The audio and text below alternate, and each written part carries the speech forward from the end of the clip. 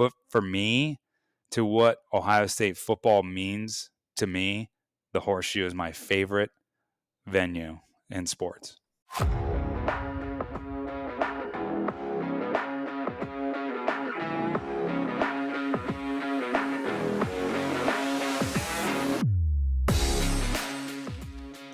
My name's Tom Snyder, new public address announcer for Ohio State football, and this is Into the Stands.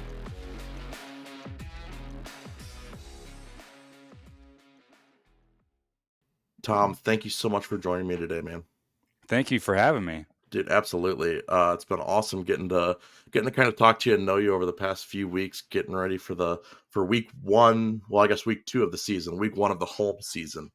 To start out, give us a little bit of background, who you are, what it is that you do, and things like that.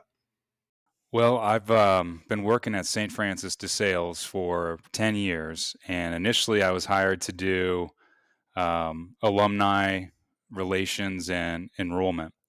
And the reason that they brought me into those aforementioned departments, I've been broadcasting DeSales football games on and off since 2003.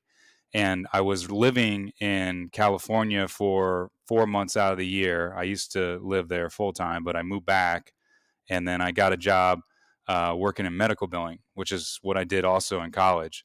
So, I kind of was a part-time student for a long time. So you look at my two tassels, it's 95 and '05. You think it'd be Dr. Tom Snyder, but it's not. I was always a part-time student. So after I graduated from Otterbein, I moved out west, and then I came back and I was doing DeSales games, and I wasn't ready to be done with UCLA baseball. So I moved out back west, and I had a buddy of mine that I went to Otterbein with. His family let me stay for free. That's the only reason I was able to do it. And so then I was going back and forth. But when finally I moved back a year later, I got a job working at St. Francis DeSales, and my job has kind of morphed into this digital media kind of position. It's called the Director of Digital Marketing, and part of the job is to broadcast more games in an indirect way of marketing the school. And so it's pretty cool. I mean, I run the social media. I do stuff with website, more content oriented, and work closely with advancement and enrollment in terms of promotions. Gotcha. And then when you say broadcasting, are you doing radio? Is it online streaming, or what is that? Like, what medium is that? We stream it. Yes, it's right now audio only. We're transitioning to doing a little bit more video, and that's the Awesome. the beauty of St. Francis de Sales. It's always been football, but they have a really rich tradition there. And so in 2011, I started doing girls soccer, and I know soccer, I know their sports, but there's just so much area of the field where I know I have no idea what I'm saying. So thankfully, there's some yard lines to kind of guide you, but then the championship is played in Old Crew Stadium, and you're just kind of guessing, Yeah. into the third. What I have no idea. Shot and goal, same thing with Yeah. lacrosse. So it's been awesome because I've been able to do lacrosse, basketball, baseball, all these sports. I've called multiple state championships, and it all started with football. That's awesome. So, the main reason that you're here is you are the new voice of Ohio Stadium. For those who do not know, Bob Kennedy was the voice of Ohio Stadium for over 20 years. He worked closely with the Ohio State as well as Otterbein, where he was a graduate, and he tragically passed away August 30th. First of all, congratulations on your new job. What was the audition process like for you? So I had people sending me links to the like online application where you had to send stuff in, but what was your experience like for that? Uh, Thank you for the congratulations, and it was one of those things that I also know Rick Bannister, who works at Ohio State, and Great guy. I work with him at softball. yeah, he's awesome. And we have a connection with Bob, obviously, as well, because he's done Otterbein stuff. And when I was here living full time, when Bob would have a conflict occasionally between Ohio State and Otterbein, I would jump in and do the Otterbein games. He Nice. never let me do the games down in the Horseshoe. I don't know what that was all about, but I got stuck doing some kind of blowout where Otterbein was getting kicked in the pants by Baldwin Wallace or John Carroll, somebody I'm sure.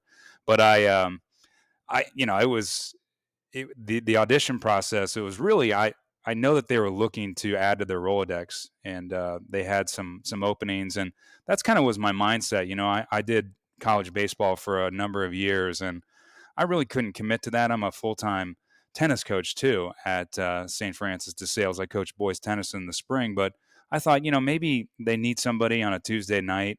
I'm also a young father. My wife and I, we have a daughter who's 13 months, so not really conducive to a Friday at 6, Saturday at 2, Sunday at 2, or 1, or Absolutely. whatever it And is. and there's always the inevitable doubleheader, Yeah. Oh, mixed yeah. in there That's see, as the Big well. Ten does that. Yeah, Yeah, exactly. They don't do that out west in the Pac-10 or Pac-12 now. yeah, well, But Pac 2 now, but, yeah, right, exactly. Yeah, yeah. It might have changed by the time we started this broadcast. Might not be down to one. Yeah, no kidding. Um, But yeah, so I kind of went in with that mindset. It was football was kind of the dream, and so I sent in, like you said, there was an online application, and I sent in a read. I did a mock starting lineup of basketball, and I didn't hear back anything for a while, and then I finally got an email saying that I was a finalist, and I had no idea what that encompassed. So it was down at the stadium. I knew it was at 6 o'clock.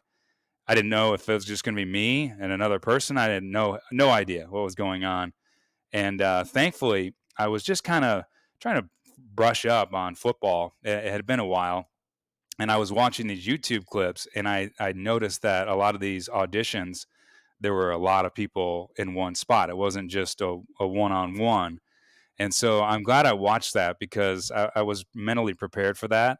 And so Mhm. I rode up in the elevator with the guy who was super nice. Everyone was awesome. It was really cool. It was um, it was a little intimidating because there were a couple professionals there in the National Football League, and that almost had a calming effect on me. I was like, oh, thanks for coming out. That's what I was kind of thinking. These guys are very talented, and there was an interview process, and then you did the actual tryout in the stadium, and you were watching plays from Ohio State Notre Dame, Mhm. and you just got like a segment. I have no idea what this clip was, but I believe it was a touchdown drive, but it kind of jumped around a little bit. Um, but I was prepared, and I didn't even need. I'm such an Ohio State nerd.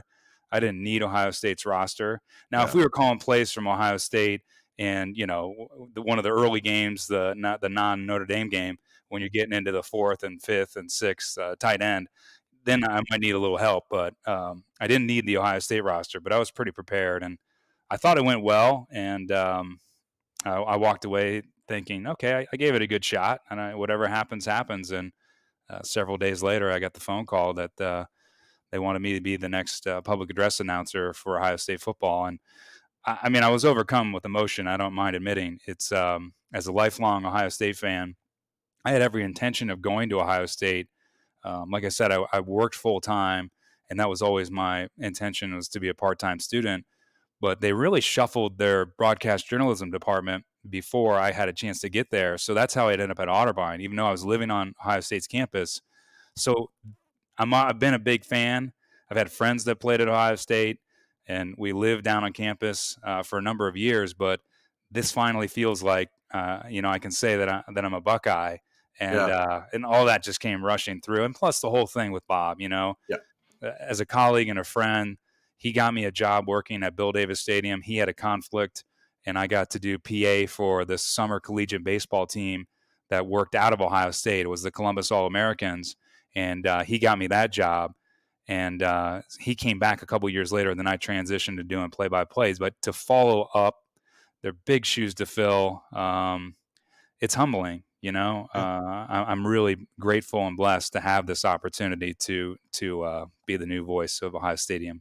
It's definitely gonna be fun. I know you and I were down there a couple weeks ago during one of the scrimmages that the team was having, and so I think it was good to get the kind of initial feeling out once again of up and down the elevator and all that. But Yeah.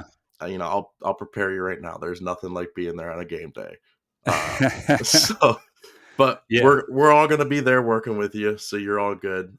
So how did you first start doing PA work? Like, where did you start working on that? Um, a buddy of mine, a couple of friends actually started coaching freshman football in 1998 at Westerville South. It was a couple of years after we graduated. I'm class of '95, and they're like, "You should do PA." I'm like, "I'm not going to do PA for freshman football." But mind you, I've never done anything.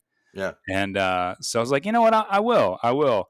And we big leagued it. Then some of those games, there are Thursday nights, and it's not quite a JV game because the parents are a little bit used to it. This is their first taste of freshman high school Mhm. football, and there are some decent crowds. And Westville South had a nice tradition going there in the mid '90s.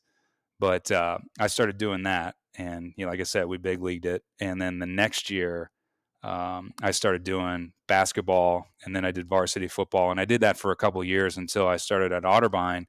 And even my freshman year at Otterbein, um, again, a continuing study student, I was still doing PA, and I met people that were covering the Westerville games, and they were Otterbein students, and they were the same grade that I was. And so I transitioned out of that because I wanted to get involved with radio and television. So I did that for about 3 years, and I continued to do basketball and the same thing. I wanted to call games. So I kind of got out of PA for a while, and it wasn't until I moved to Los Angeles when I started doing public address announcing again. So you did public address for UCLA baseball, and then did I see Long Beach State somewhere as well? Yeah, it was more of a part-time role. Whenever UCLA didn't have a conflict, I would go down and make a 6-hour drive. It's a 45-minute drive if you're doing it on Sunday night from 3 a.m. to 4. And Hmm. everything else is it was a long LA commute, and that's traffic. why I only did it for a couple of years. It was really challenging to get down there because I also worked full time. I gotta say you're more dedicated than I am. I thought it was bad for me driving 2 hours to go work Akron games on Saturdays, Oh yeah, but you're talking about moving back out to California for a couple months at a time to call baseball games. I can't compete with that.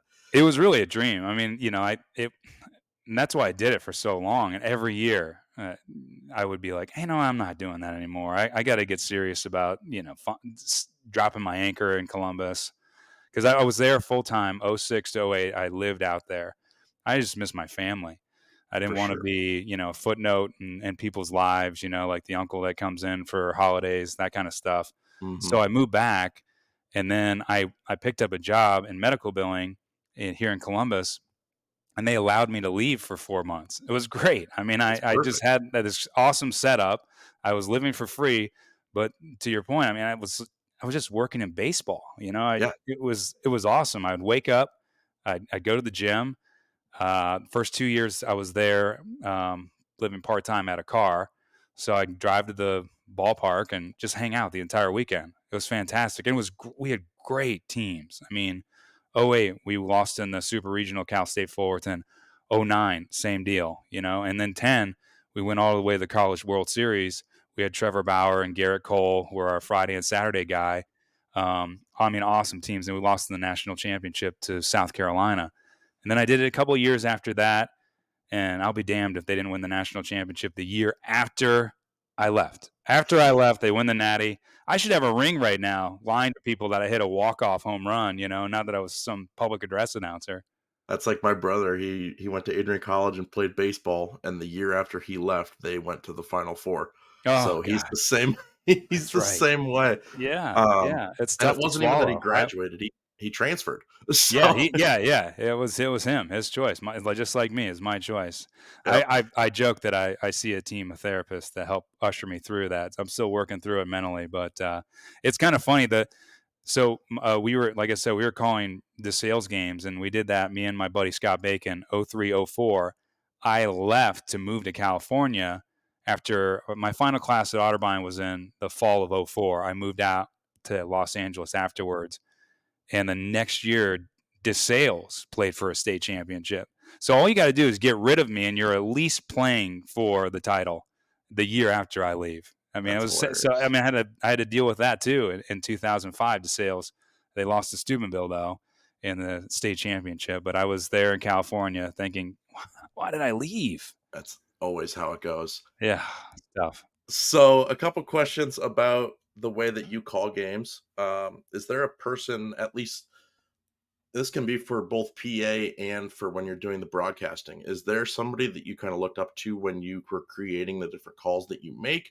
Or is there somebody that you listened to growing up that you just admired listening to and wanted to sound like them? Or did you kind of go your own way? It's kind of a little bit of everything. I love sports. It sounds like you do too. And Yeah. I grew up in Michigan. I grew up in listening to Tiger games. Yeah, they had some great broadcasters. Moved down to here, Columbus. My dad is originally from Columbus, and you had Marty Brenneman, Tom Hamilton, guys like that, and then just any if I'm driving somewhere, I'm going to turn on the radio and I'm going to listen to somebody call a game. And same thing, I love watching sports, television wise. I mean, I grew up with Jim Nance and Brett Musburger, and I don't really identify with any of them. I just like little things that each of them do, and have tried to infuse that into my broadcasts. But yeah, I'm just a sports nut, and kind of a sponge, really. So is there a call that you've made across your career that you'll never forget? Or is there a time that you introduced a, a player coming in that did something huge, that at bat or whatever, that you'll never forget? Yeah, I mean, I think one of the best feelings was in 2010. We were hosting a super regional, and UCLA had not been to the college series but one time, and they were two in barbecue. They had Chase Utley, and they were really good that year, but they went 2-out, and we just kept running into Cal State Fullerton every time in a super regional. I think it was either two or three times, and we had some really good teams that were poised to make a run, but we would always run into them, and we beat them in a super, and it was late game heroics, walk off stuff, and just remember the feeling and the craziness in the press box because the SID's got to get ready for everything, and like he play Omaha, Counting Crows, like Yeah. it was just pure jubilation, at that moment.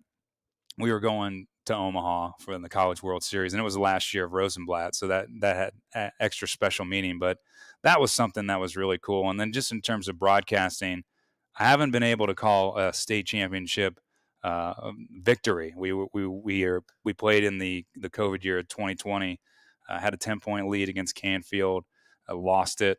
Same thing happened in basketball that very next season. Oh We had a no. lead against Akron St. Vincent St. Mary, and then they just started pressing us and went on like this unreal 34-8 run with Malachi Branham. Uh, That's a tough team. yeah, I mean That's they're another level right there. So, yeah. but I did have an opportunity to call girls volleyball, kind of a similar situation. Padua Franciscan was the number one team in the nation, and we played them for the state championship. And it was a great moment. We had a big kill to win it, and Storied Rivals, which covers various teams here in Central Ohio, does a really great job. Utilize my call and put a good highlight package together, and that was a very memorable moment for me in terms of broadcasting, having that opportunity to call a state championship because volleyball is just it's incredible. I mean, like I never called a volleyball game until I think 2014 or 15, and again, not knowing too much about what's going on, kill and block, but the action is nonstop. It's so much fun. And it lines up perfectly because of what just happened in Nebraska with Yeah, 92 or 93,000 fans there for a for a volleyball game was awesome to see. it's so cool, and ESPN's really starting to push out, because people talk about it. It's Yeah. it's much like the College World Series. I mean, it's starting to gain traction with just sports fans. Like it's really high level. Yeah, and I think that having all the a lot of people don't like the streaming platforms and stuff like that, but I think having them is almost helping those Yeah. smaller sports because people are able to watch them now. You were never able to watch a field hockey game regardless of what package you had on cable. Right, But now, right. I worked field hockey all weekend and every game was on BTN Plus. So you're able to go out and watch those games. I think it's really cool. So For football, you might not have one yet. I'm sure you'll establish one pretty quickly. So, if you wanted to talk about what your baseball day would look like, what kind of game day routines or rituals or anything like that do you have? I'm big on prep, and so getting there early, removing the variable of I'm running late. I can't stand that. So I think just getting there really early, making sure that I go over pronunciations. I mean, I'm sure you've been in high school stadiums. I know it's high school football, but man, how long does that take to just go seek somebody out wearing the opposite colors and be like, how do you say? Maybe there's six guys there that are, that you need to know how to say their names. It just drives me nuts. But so obviously another level here at Ohio State and at UCLA. But yeah, I mean, I just want to make sure that I got everything lined up, scripts ready. Yeah, so I'll probably be down there pretty early this Saturday, making sure that I'm in the building with plenty of time. I'll be down there with you. I'm the same way. I don't ever want to be late to a game. First game I worked last season was the Notre Dame game, and I was like, oh, 2 hours is enough time. It wasn't. So Yeah, right. I cut it close that game. I was there on time, but I cut it close. So I guess the final kind of question I got about Ohio State and this whole thing moving forward is, what are you most looking forward to when it comes to this new job of being the voice of Ohio Stadium, talking to 100,000 plus on Saturday afternoons? I think in the intermediate, just getting this first game done. Um, the unknown is, that was helpful. You referenced going down a couple Saturdays ago, just knowing where things are going to come from in terms of yardage, ball placement, things like that. But not everybody was there. So I think just once I get through that first one, then it's going to be like, all right, here we go. Now we're ready to go. Maybe even that first series, you know. Hmm. I think it's such a great venue. I think the fans are awesome. I feel like just being a part of it in whatever capacity, I could be slinging hot dogs. I think I still I'm excited to be a part of it and to be on this wave of a football game. Saying first down, third down, touchdown, Ohio State. I mean, it's still surreal to me, Dave. Yeah, I mean, it's really hard to wrap my mind around what's going to happen this Saturday.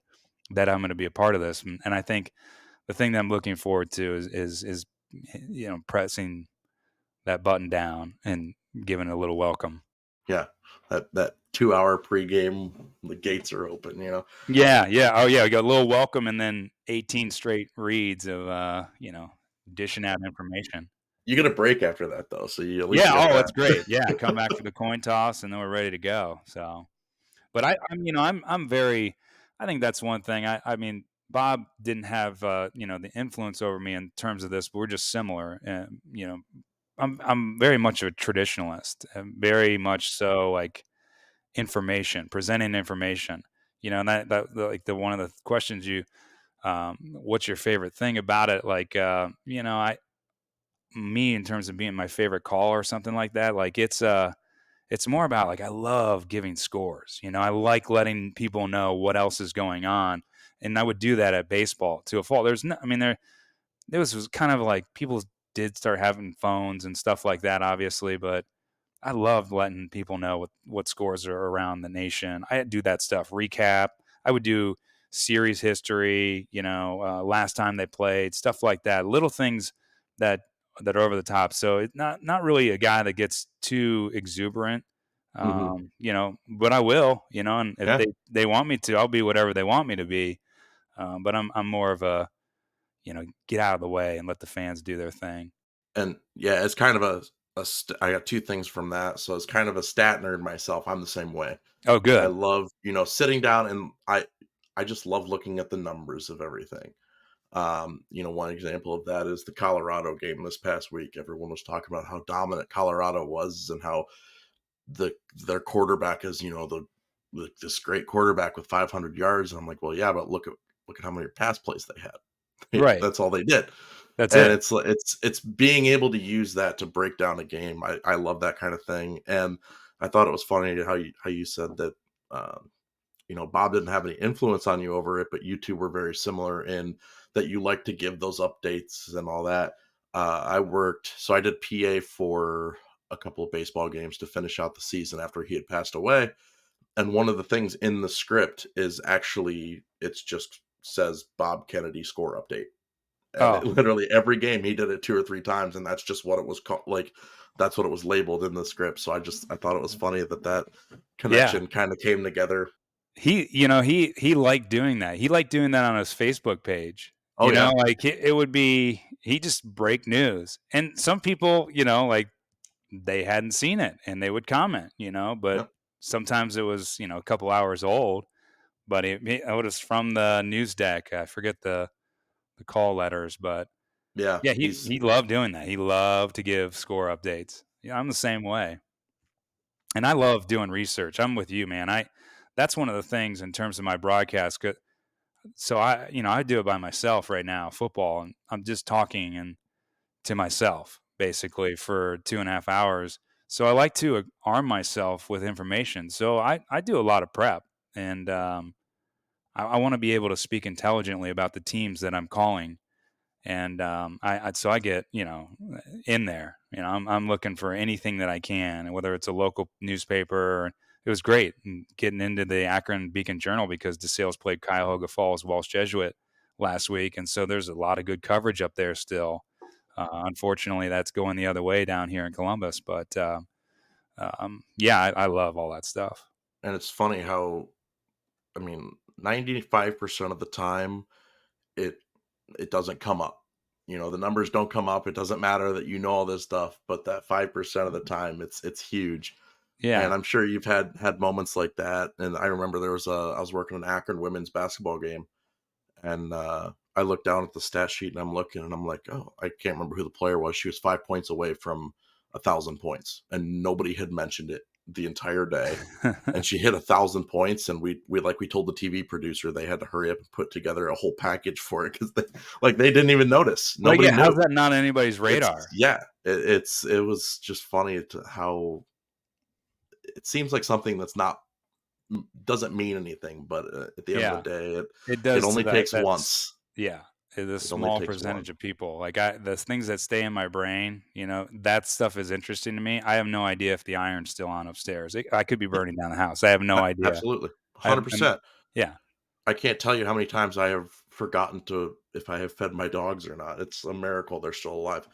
Um, but so that's all the questions I have for you on that side of things. But every episode, I do ask the same 4 questions, and I call them our power play questions. So the first question is, what is your favorite sports venue that you have been to? Doesn't have to have worked in it, but been to, attended a game, toured, anything like that. Now, I did know these questions were coming. Not only did I listen to your previous podcast, you gave the questions to me. This one I thought about for a long time. I love the Rose Bowl, but I have also been to the Rose Bowl with UCLA playing Stanford in front of like 20,000 fans. And living out there and being there. And I mean, tickets are so easy to come by. I mean, you can play in the fourth quarter if you want. Um, I mean, it's so that kind of has ruined the experience for me. And I love baseball ballparks. I'm trying to get to all of them. I love Pittsburgh. I love San Francisco. But for me, to what Ohio State football means to me, the Horseshoe is my favorite venue in sports. Yeah, and that's awesome that you're going to get the opportunity to work in it. There's just something special about that. Yeah. Next up is I don't know if you had. I'm assuming you played sports back in high school and possibly college, but what is your favorite venue that you have worked or played in? Dodger Stadium. That was really cool. UCLA started this Dodger Town Classic in 2010 and 2011, and it would be Friday night. The two teams would host. USC and UCLA would host. The first year we played Vanderbilt, and then USC played. It escapes me right now. And so then on the next day, on Saturday, UCLA and USC played in Dodger Stadium. and I got a chance to do the PA there, and that was awesome. Now it was challenging because it was almost like a 2.5, 3 second delay. It really throws you off when Hmm. you're doing reads without a microphone. But I guess it wasn't that important to give him the big time the varsity headset. The JV guy just gave me, yeah, here's a mic. Um, but it was awesome. Yeah, it was really cool. There's 25,000 people there. I did a game at Crew Stadium in a 2001 regional final in high school football, and that was cool. But that the Dodger game was the Dodgertown Classic game was the most people I'd ever had the chance to do PA for. That's really cool. What is your favorite sports memory? The Ohio State National Championship, beating Miami, being there, the Fiesta Bowl, that was awesome. You know, going in that you're a heavy underdog. Everyone thinks Miami's going to run away with it, and being out there for that one was just awesome. It was great. A very close second along the lines, thinking that people thinking that Ohio State didn't have the speed to hang with Florida. Now I should have just left after it was the '06 national championship game after Ted Ginn took it to the house. That was a pretty awesome feeling. I'm not gonna lie. The rest of the game, I actually left at halftime because I had to work the next day in Los Angeles, and I shouldn't admit that, but it was a long drive. That's But wild. That's the one that was just featured in that new like Netflix it series, was, wasn't it? yeah, Yeah, yeah, that's what I yeah. There thought. was. And then the final one, if you could attend any one sporting event, what would it be? I've also thought about this one a lot. Because it can be anything, right? I can make up Ohio State being in the national championship, which would be a pretty obvious answer. But 100%. I think the one that I've talked about on my bucket list, there are two, if I can have two here. Yeah. All right. Being a tennis coach, I really want to go to a night like round of 16, quarterfinal, final, or semi in New York. I want to go to one of the late games, late matches, and I want to sit there in the main stadium, Arthur Ashe Stadium, and watch something there. Or a night SEC big football game would be pretty awesome too. So those are like two things that I want to get done. Yeah. After last season, Tennessee they had like a Halloween game. It was a night game. And obviously wasn't there, but the videos I saw for it, you nailed the SEC game right on the head. Oh, It was just the atmosphere of SEC football is insane. yeah, yeah, it's It's another level. The shoe can talk. get there, but it's got it's the big games, Hmm. it's Yeah. I mean, Alabama can be playing, Cuyahoga County Community College, and it right, would be right. Yeah, it would be going crazy. yeah, people get pretty juiced down there about that. Absolutely. So honestly, that's all I've got for you. If you have anything that you want to say, anything that you want to plug, if there's a way for people to listen to your DeSales broadcast, feel free to put that out there, and I can put any links with the episode as well. And as of right now, the floor is yours. Well, I appreciate you having me on, and I'm looking forward to working with you here on Saturdays. We got 6 Saturdays this fall. For me, I think the one thing, my daughter brings home a little bit of everything from daycare, and it caught up with me last week, and Friday.